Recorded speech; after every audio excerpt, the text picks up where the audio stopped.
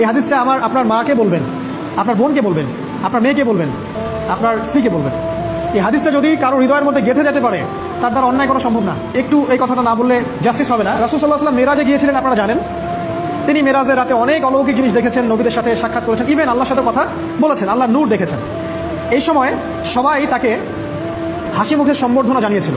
যার সাথেই দেখা হয়েছে তার সাথেই তিনি হাসি মুখে অভ্যর্থনা তাকে জানিয়েছে, আসসালামু আলাইকা আইয়ুহান নবী, সবাই বলেছে হাসি মুখে।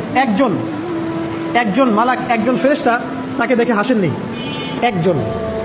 আপনারা কি জানেন রাসূল সাল্লাল্লাহু আলাইহি ওয়াসাল্লাম অবাক হয়েছিলেন। তিনি বলেছিলেন যে ইয়া জিবরিল, ওর চেহারাটা এত গম্ভীর কেন, সে আমাকে দেখে হাসছে না কেন, তার মুখে হাসি নেই কেন? জিবরিল আমিন বলেছেন যে না মালিক, তার নাম মালিক, সূরা যুখরুফের মধ্যে আছে, তার নাম মালিক।